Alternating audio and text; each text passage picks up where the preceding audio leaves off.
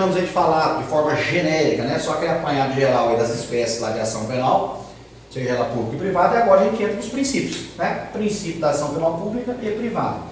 Primeiramente, os princípios da ação penal pública, os que são aplicados à ação penal pública. De antemão, deixa eu já te dar logo a dica para você já ter a visão mais global, fica mais fácil o teu estudo aí.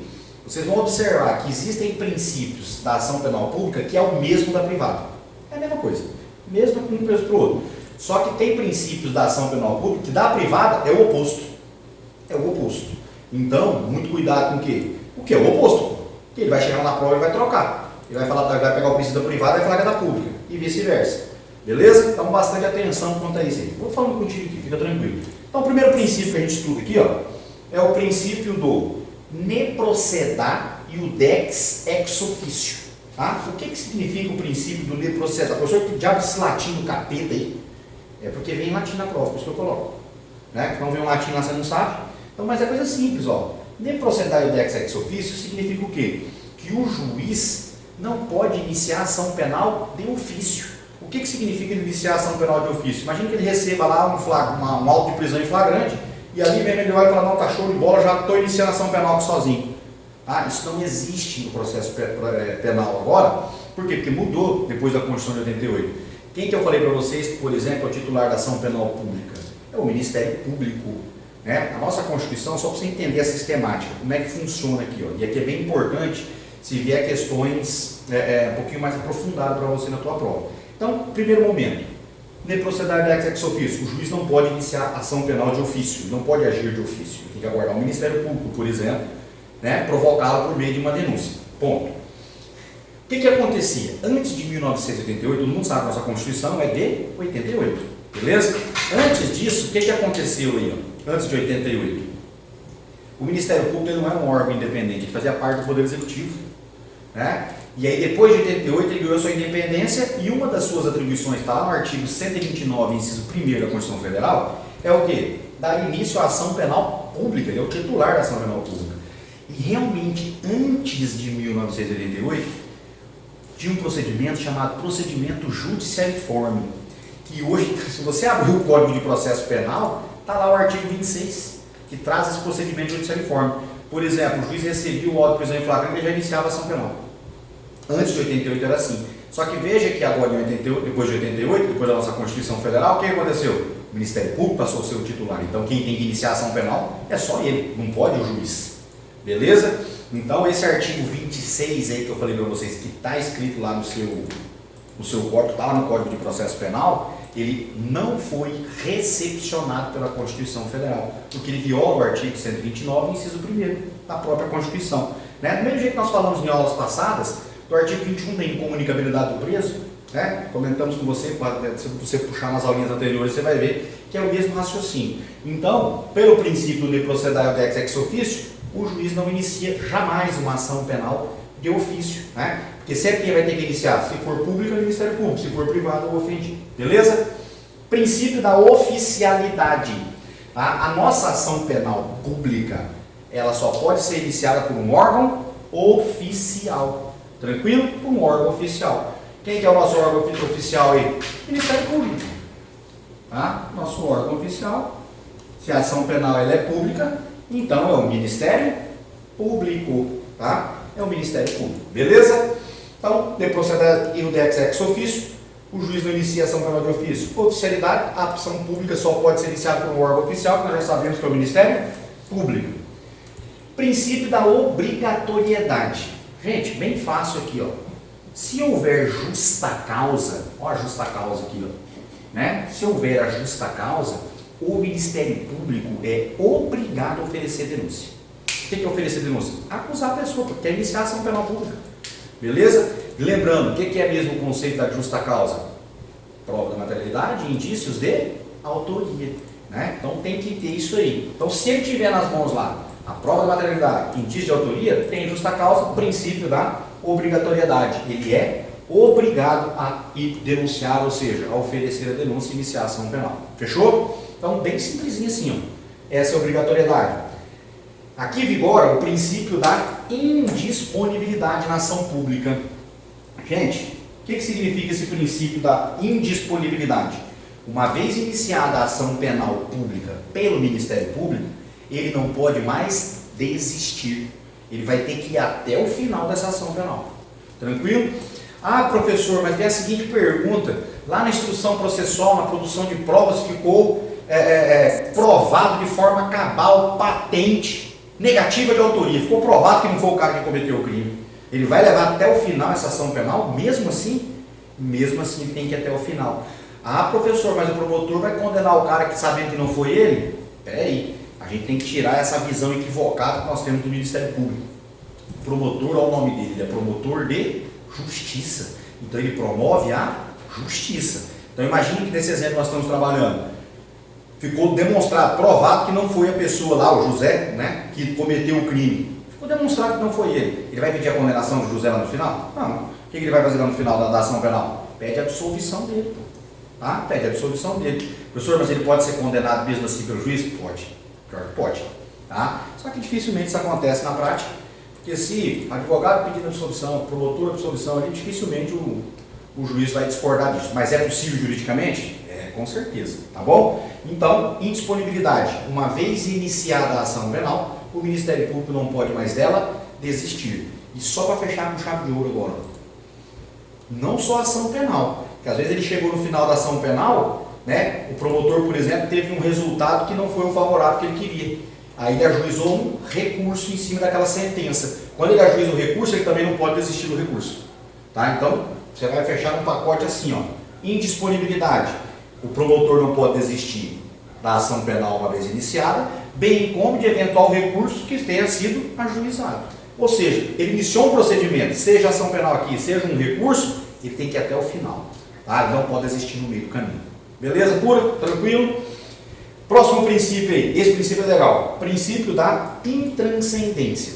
Esse princípio, ele pode ser aplicado aqui no início da ação penal e pode ser aplicado lá no final, quando da aplicação da pena. Então vamos aproveitar o gancho, vamos falar logo dos dois momentos, né? O que o princípio da intranscendência nos ensina? Ele nos ensina o seguinte, que a ação penal não pode passar da pessoa do acusado. Bem como lá no final, quando recebeu uma pena, a pena não passará da pessoa do condenado. Então veja que aqui, quando ele vai iniciar uma ação penal, imagina o seguinte, o William cometeu lá o crime de roubo dele, né? E aí quando o promotor foi iniciar a ação penal contra o William morreu.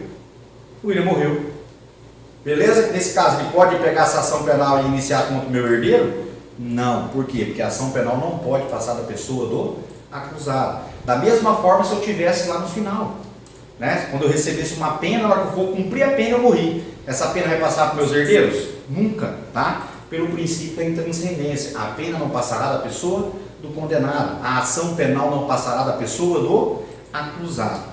Eu sempre gosto, né? Quem já estudou comigo no presencial, esse exemplo assim, ele crava na tua cabeça, você não esquece desse princípio mais nunca na tua vida, que foi bem engraçado, e mais ou menos engraçado, né? Mas olha o que aconteceu.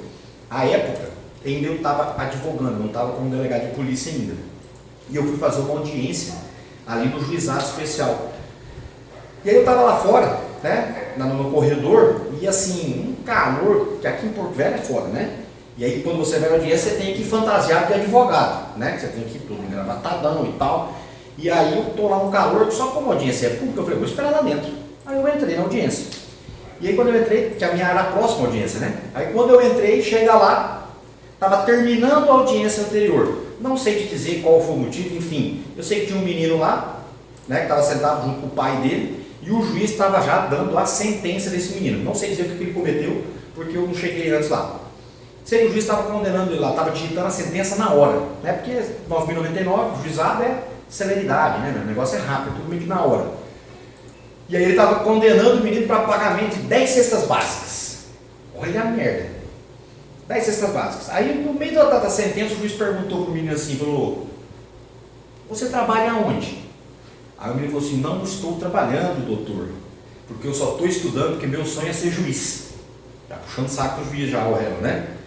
Aí demorou um minuto, o juiz olhou para ele e falou, legal, bacana. E aí demorou um minuto, o pai dele falou assim, excelência, não se preocupe, ele não trabalha, ele não está trabalhando porque eu não deixo que é só para ele estudar. mas fique tranquilo que as 10 cestas básicas serão pagas, tá? Vai ser cumprido certinho aí. O juiz perfeito. O juiz virou para o lado para escrever e falou assim: converte-se a pena de 10 cestas básicas em prestação de serviço à comunidade. Haja visto o princípio da intranscendência, pois a pena não poderá passar da pessoa do condenado. Quem está sendo condenado? O menino. Quem estava pagando a pena? O pai.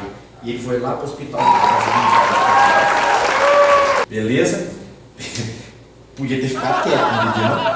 Enfim, né? Mas tá aí, transcendência, você traga esse exemplo em sala que fica legal para você lembrar aí, né? No dia lá.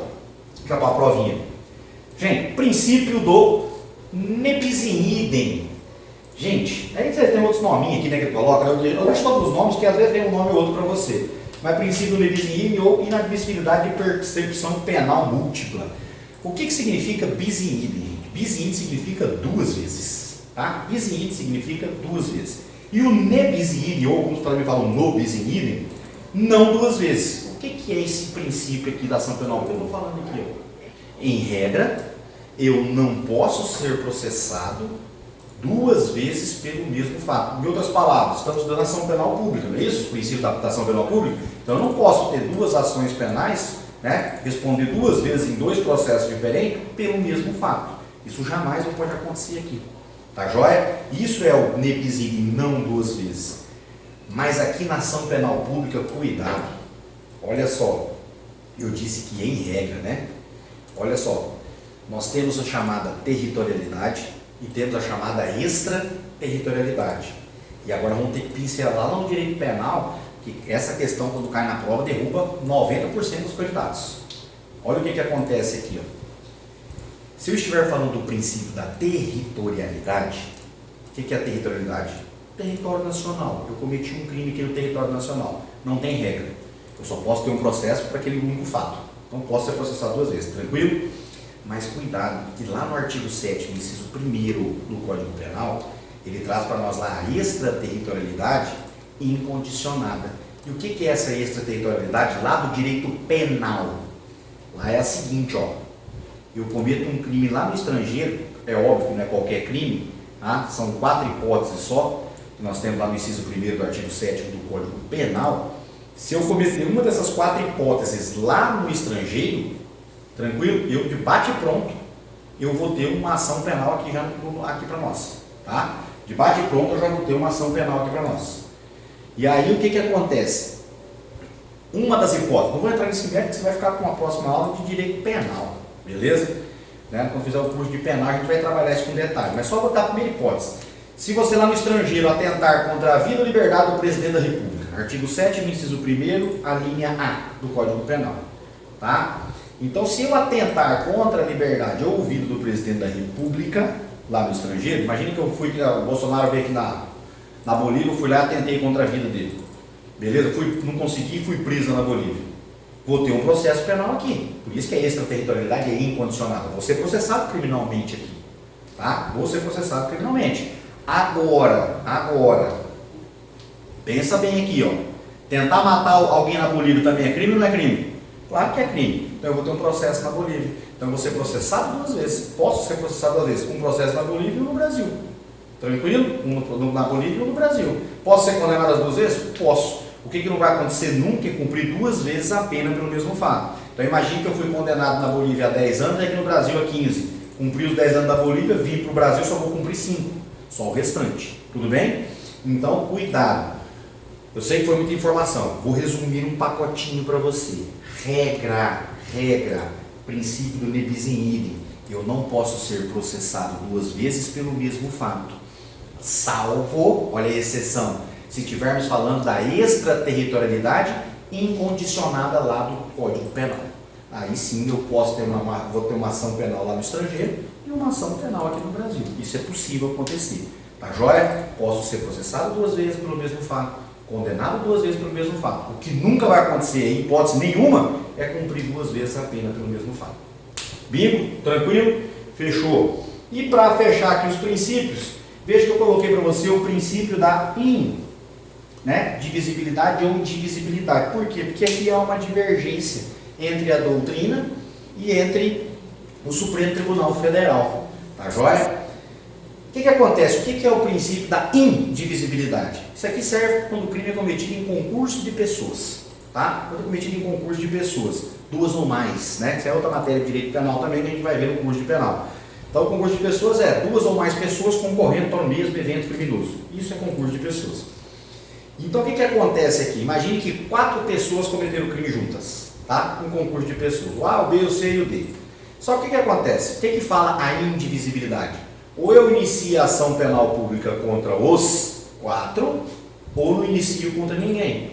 Imagine hipoteticamente que só o A e o B eu tenho justa causa, o C e o D ainda não tenho justa causa. Beleza? O que a indivisibilidade fala? Então não inicia contra ninguém. Tranquilo? Então, indivisibilidade é indivisível, ou é contra todo mundo ou contra ninguém. Já por sua vez o princípio da divisibilidade, aqui eu posso dividir. Se eu tenho justa causa já contra o A e o B, inicia a ação penal contra o A e o B. Agora, se eu não tenho contra o C e o D, continuo investigando. A hora que tiver justa causa, adita essa denúncia aqui e inclui os dois também. Então eu posso dividir, né? Posso iniciar a ação penal com quem já tem justa causa e continuar investigando quem não tem. A hora que tiver justa causa, adita a denúncia e inclui todo mundo na ação penal. Fechou? Então tem essa divergência. Professor, e o que eu respondo na prova? Na prova você vai fazer o seguinte: a doutrina entende pela indivisibilidade da ação penal pública, mas o STF entende pela divisibilidade da ação penal pública. Logo, na sua provinha, STF. Então, se eu estou falando de ação penal pública, o princípio é da divisibilidade. Tá? Isso já caiu, se eu não me engano, em 2015. Não sei se foi Defensoria Pública ou se foi do TJ, porque na época foi a banca da FGV que fez os concursos aqui, Procuradoria, Defensoria e Tribunal de Justiça, acho que foi tudo junto, foi esses 3 se eu não me engano. E uma dessas 3 provas, tudo meio emendado na outra, foi uma dessas provas aí que caiu exatamente isso, e o gabarito bem tranquilo, como a ação era pública, era a divisibilidade. Belezeira, tranquilo? Então tá aí, né, os princípios aplicáveis à ação penal pública. Beleza?